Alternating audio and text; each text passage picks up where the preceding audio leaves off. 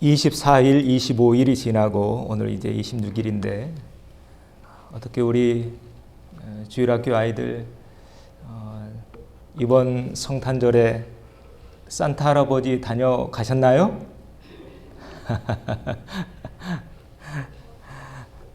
저도 어릴 적에 산타 할아버지 오기만을 기다리면서 말똥말똥 밤을 샜던 그런 기억이 있습니다. 성탄절은 예나 지금이나 아이들에게 소중한 추억인 것 같습니다. 이번 성탄절에 어떤 말씀을 나눌까 묵상하다가 문득 이런 생각이 들었습니다. 만약 우리에게 성탄절이 주어지지 않았다면 이 세상은 어떻게 되었을까? 여러분 어떻게 되었을까요? 만약 2000년 전에 예수님이 이 땅에 오지 않았다면, 성탄절이 우리에게 없었다면 산타 할아버지도 없었을 것이고 루돌프 사슴코도 또 성탄절 선물도 없었겠죠. 그랬다면 아이들의 행복은 그만큼 줄어들었을 것 같습니다. 이뿐만이 아닙니다. 만약 예수님이 2000년 전에 오지 않았다면, 그래서 성탄절이 없었다면 12월 25일이 쉬는 날이 아니었을 겁니다. 올해는 아쉽게도 성탄절이 25일 토요일이었죠. 그래서 대신 24일에 쉬는 그런 일터도 많더군요.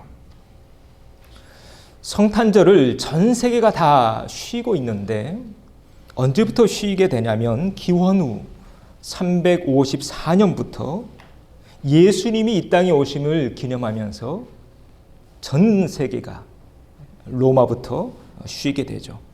그날 하루만큼은 쉬면서 또 일하지 않으면서 또 오락하지 않으면서 하나님을 찬양하면서 보내자, 그런 의미로 성탄절이 이제 쉬는 날로 제정되게 되고 그 전통이 지금까지 이어지고 있습니다. 또 만약 성탄절이 없었다면 우리 가운데는 태어나지 못할 분들이 많았을 것 같습니다. 우리 부모님 세대 특히 믿음이 아주 강하셨죠. 그래서 믿음 있는 사람들끼리 만나서 결혼시켰잖아요. 오늘 함께 예배드리는 우리 자녀들 가운데도 그런 자녀들이 있었을 것 같습니다. 이렇듯 만약 예수님이 이 세상에 오지 않았다면 우리에게는 많은 행복들이 주어지지 않았을 겁니다. 우리가 지금 미국 땅에 살고 있는데요. 만약 예수님이 이 땅에 오지 않으셨다면 우리는 지금 이 땅 미국에 살고 있지 않을 수도 있습니다. 더 정확히 말씀드리면 왜 우리가 미국에 살지 않을 수도 있냐면 이 땅은 믿음 위에 세워진 나라잖아요. 청교도 신앙으로 세워진 나라가 미국이기 때문입니다. 다시 말해서 하나님이 독생자 예수님을 보내주지 않았다면 이 땅 미국은 여전히 미개한 땅으로 남아 있을 것입니다. 이 땅 미국, 아메리카 땅 400년 전에 어떤 땅이었나요? 인신제사를 드렸던 땅입니다. 하늘을 섬기고 땅을 섬기고 돌과 나무를 섬겼던 그런 땅입니다. 철저한 계급주의에 젖어 있었던 땅이 이 땅 아메리카입니다. 자, 우리 조국을 볼까요? 만약 예수님이 이 땅에 오지 않으셨다면 우리 조국은 여전히 양반이네, 상놈이네, 적자네, 서자네, 남자네, 여자네, 이런 신분차분, 성차별에 묶여 살고 있을 것입니다. 100여 년 전에 우리 조선 땅은 그런 땅이었죠. 아무리 똑똑해도 내 출신이 상놈이고 또 서자이면 과거에 응시할 기회조차 주지 않았습니다. 여성들은 어떠했나요? 여성들에게는 글자를 배울 기회조차 주지 않았죠. 선교사들이 조선 땅에 들어오기 전 우리 조국 대한민국의 모습입니다. 그랬던 땅이 136년 전에 선교사들이 들어오기 시작하는 그 시점을 기준으로 이제 서서히 바뀌기 시작합니다. 선교사들이 들어와서 제일 먼저 한 게 뭐나요? 물론 교회도 세웠지만 제일 먼저 세운 게 학교였습니다. 그리고 그 학교에서 여성들에게 교육을 가르쳤죠. 첫 번째 학교, 여학교가 어떤 학교인지 아시죠? 이화학당입니다.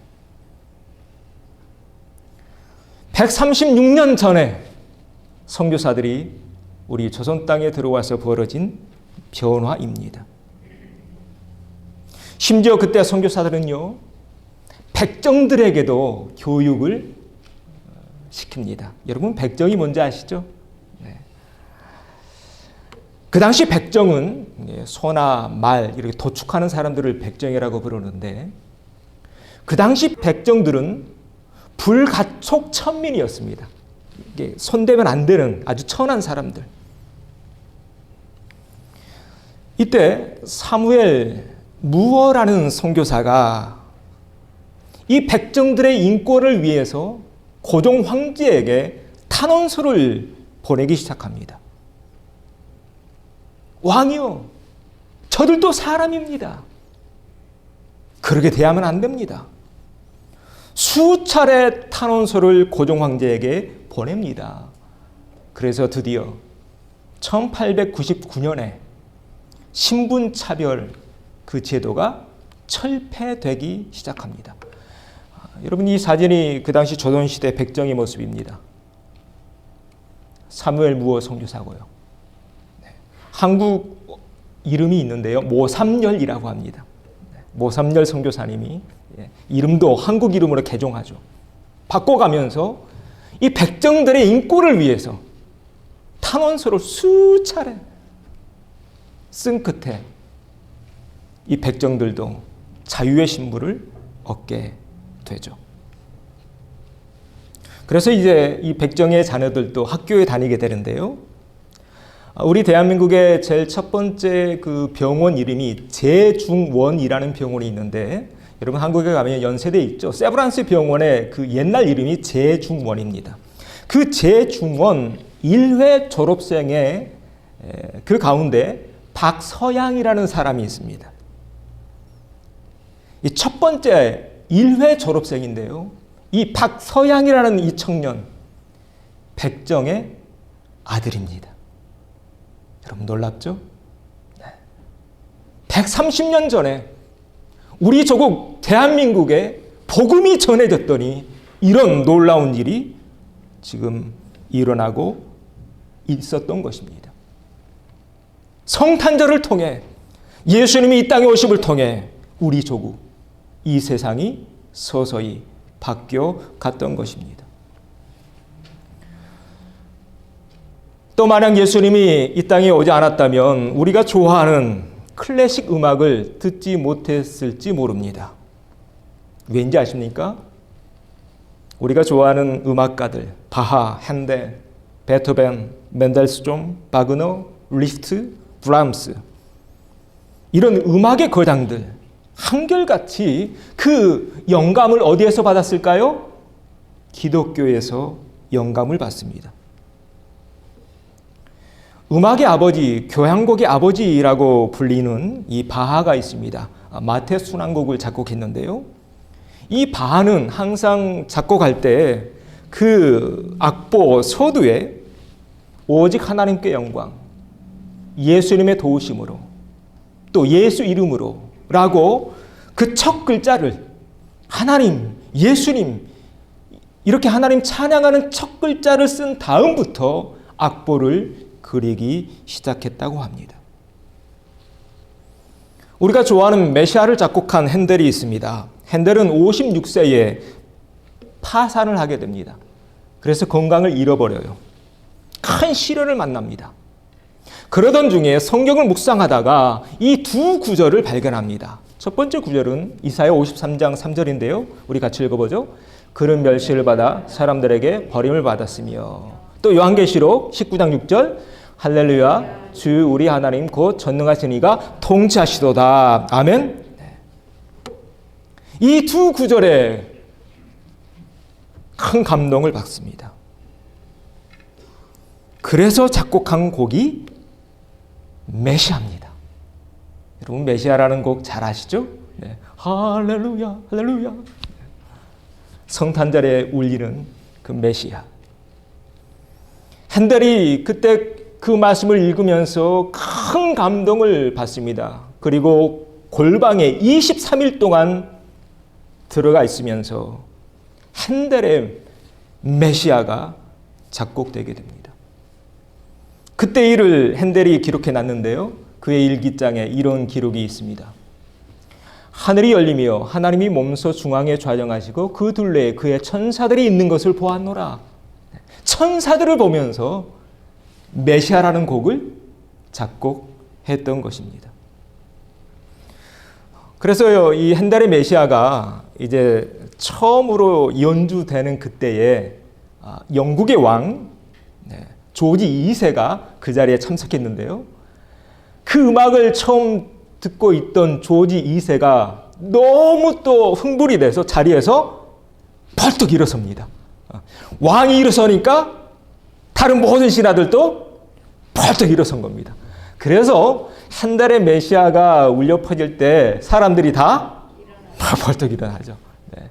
이게 그 핸델의 메시아의 역사입니다. 저도 한국에 있을 때 항상 교회에서 칸타타 핸델의 메시아를 연주하곤 했는데요. 또 올해도 변함없이 한국에는 이런 메시아 대합창제가 진행되고 있더군요. 여러분 이것이 클래식의 역사입니다. 그래서 클래식을 들을 때 왠지 마음이 좀 평안해지죠? 이유가 여기 있습니다. 이 클래식의 밑바탕에는 어떤 정신이 있어요? 우리 기독교 정신이 깔려 있기 때문에 그렇습니다.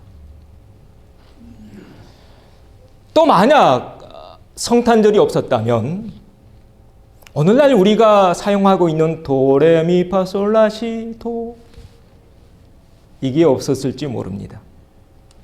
이 도레미파솔라시도 누가 발명했냐면 이탈리아의 수도사입니다. 귀도 다레쪼라는 수도사인데요. 그가 세례자 요한 창가라는 기도문을 쓰게 됩니다. 그때 그 노래에 첫 글자를 다 하나씩 따서 도레미파솔라시도가 되게 됩니다. 그래서 그 도레미파솔라시도의 뜻을 보니까 도가 어떤 뜻이냐면 도미누스, 하나님이라는 뜻입니다. 레는 여운, 미는 무슨 뜻이에요? 기적, 파는 제자, 솔은 하나님 사랑, 라는 하나님의 사도, 시는 성령한. 이렇듯 지금 우리가 하는 모든 음악의 악보의 시작이 하나님을 노래하는 바로 거기에서 시작되었던 것입니다. 이뿐만이 아닙니다. 우리가 매년 광복절이나 3.1절에 부르곤 하는 애국가 누가 지었는지 아시죠? 아닉테라는 분이 지었습니다. 여러분 애국가 다 아시나요? 네. 조금만 불러볼까요? 동해물과 백두산이 마르고 닳도록 하나님이 보호하사 우리나라 만세. 거기까지요. 하나님 나오잖아요. 네. 아닉테 선생님의 종교가 뭐였을까요? 우리 기독교입니다. 그래서 우리 이승만 대통령이 아닉테 선생님에게 야, 네가 지은 그 노래 우리 애국가로 쓸 거야. 우리나라 국가로 쓸 거야. 라는 연락을 주자 아닉테 선생님이 이승만 대통령에게 이런 편지를 씁니다. 사랑하는 나의 조국, 우리 정부가 택한 애국가는 본인이 지은 것이 아닙니다. 하나님께서 우리 민족에게 주신 선물입니다. 본인은 하나님의 영감을 받아 우리 동포들에게 전달한 것 뿐입니다. 네. 믿음의 고백이죠. 여러분, 이것이 우리의 역사입니다. 성탄절이 우리에게 주어짐으로 인해 우리 대한민국의 역사가 바뀌었던 것입니다. 또한 미국의 역사가 바뀌어집니다. 온 세계의 역사가 바뀌어져 가고 있습니다. 예수님의 오심을 기념하는 나라마다, 복음이 들어가는 나라마다 인권이 향상됩니다. 질병이 퇴치됩니다. 문명이 사라집니다. 미술과 음악, 예술이 발달합니다. 예수님의 탄생이 전해진 나라마다 어둠이 물러가고 밝은 빛을 보게 된 것입니다. 오늘 봉독한 말씀, 이 말씀이 정말로 이 땅에 이루어진 것입니다. 우리 이 말씀 같이 읽어볼까요? 보라, 처녀가 잉태하여 아들을 낳을 것이요 그의 이름을 임마누엘이라 하리라 하셨으니 이를 번역한즉 하나님이 우리와 함께 계시다. 아멘. 하나님이 우리와 함께하고 계심이 보여진 것입니다. 누구를 통해? 예수님을 통해. 그래서 예수님이 들어가는 나라마다 보십시오. 예수님이 들어가는 그 나라마다 나라가 바뀝니다. 하나님 없이 벌어진 땅이 이젠 임마누엘의 땅으로, 하나님이 함께 하신 땅으로 바뀌어졌던 것입니다. 오늘 2021년 성탄절을 맞아 오늘 이 자리에 오신 모든 각 가정, 또 모든 사업장, 오늘 이 말씀처럼 하나님이 우리와 함께 하심이 함께하는 복된 가정, 복된 일터 되어지기를 주의 이름으로 축원합니다.